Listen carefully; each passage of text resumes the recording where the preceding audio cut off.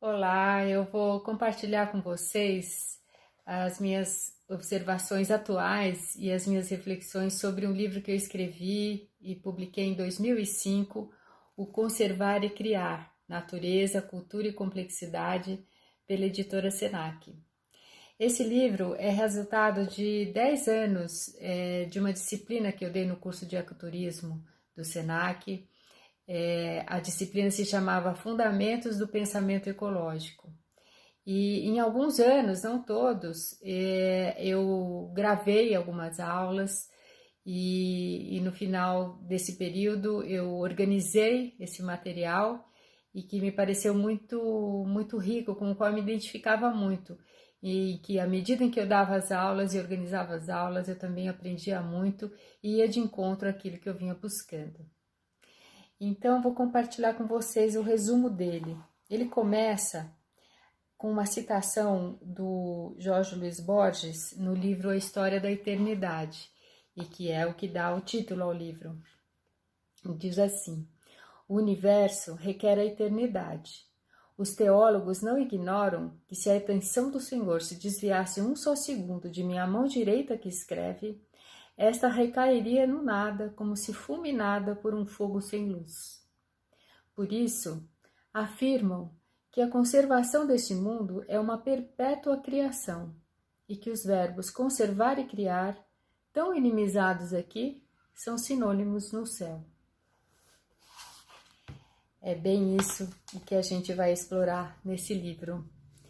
Após umas considerações iniciais sobre as questões ambientais, o primeiro capítulo é assim: por que não ouvimos Seven Suzuki? Quem é Seven Suzuki? É uma menina de 12 anos que fez um discurso incrível na Eco 92, falando de que como se estavam roubando o seu futuro. É como a Greta Thunberg hoje em dia. As crianças, jovens, muito jovens, sensibilizadas e muito conscientes e muito esclarecidas sobre o que nós estamos fazendo com o mundo que elas vão herdar. É importante também falar desse livro. Ele é ilustrado por fotografias da Angélica Del Neri e são fotos que dialogam com o texto, são fotos muito bonitas e que dialogam com textos. Então, conforme for mudando os capítulos, eu vou mostrando as fotos para vocês. Então, a primeira parte chama-se, que é o nome da disciplina, chama-se Fundamentos do Pensamento Ecológico, né? Aí, se isso é assim, por que não ouvimos Sever Suzuki? Por que isso é assim? Por que aconteceu isso? Né? De onde vem esse jeito nosso de ser e fazer? Então, eu vou pesquisar a nossa matriz cultural.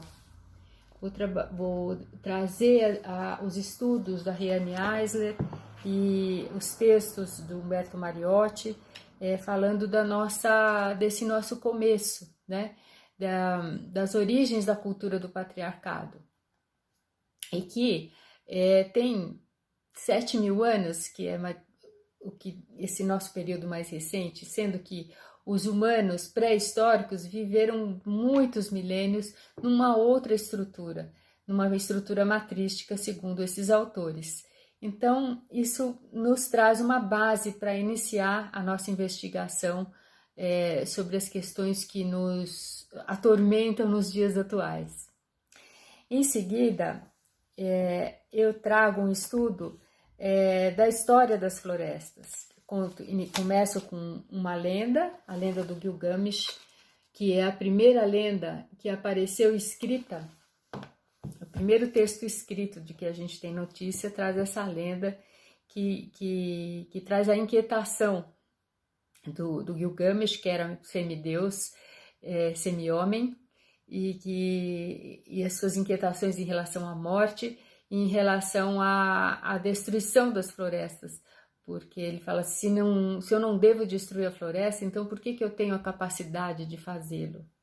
E essa é a questão central da nossa reflexão, que é em muito enriquecida com histórias de povos tradicionais de diversas regiões do mundo que têm uma outra visão completamente diferente da que ficou prevalecendo para o mundo que se autodenomina civilizado.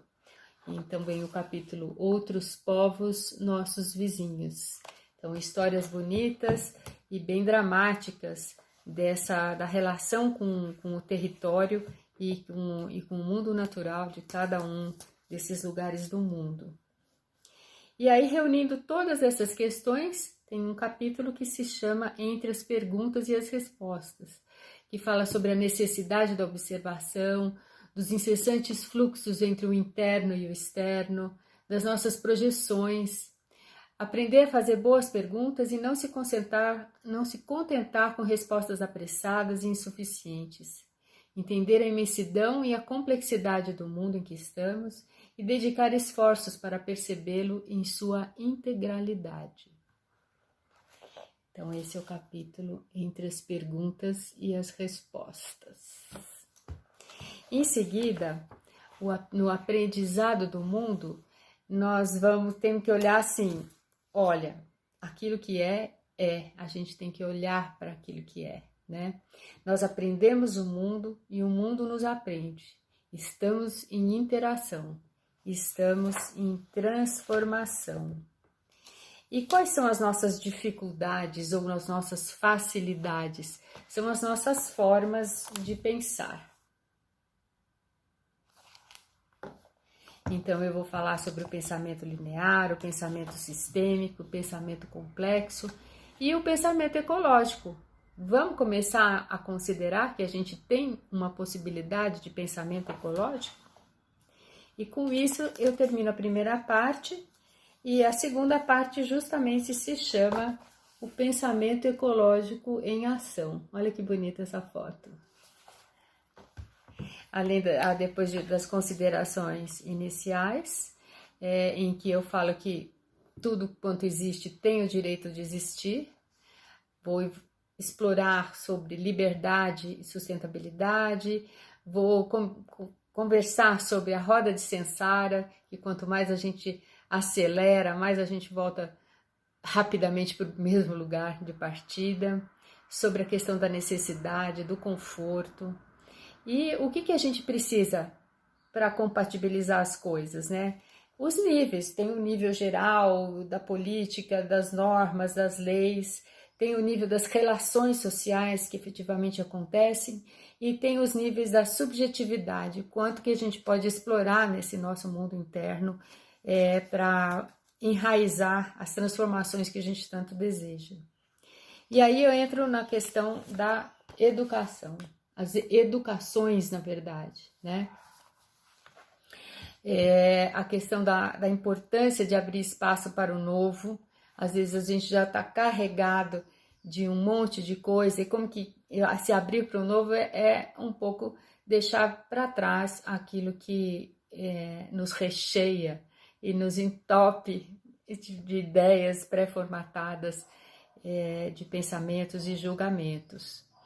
E então eu vou abordar sobre técnicas de discussão e de diálogo, e que pensamentos podem vir a fazer parte da solução dos problemas que criamos. Então tem o autoconhecimento, o respeito pela diversidade, a disponibilidade para o imprevisível, que nós estamos sendo bem convidados para isso nos tempos atuais, e as novas parcerias com o mundo natural. Então eu apresento alguns caminhos, os cuidados com o corpo e a alma e a educação ambiental.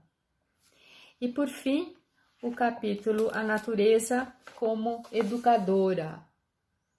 Quer dizer, como tudo isso pode se realizar, parece tão complexo, como tudo isso pode se realizar no contato e no convívio e na conexão com os outros seres com os quais a gente compartilha o planeta.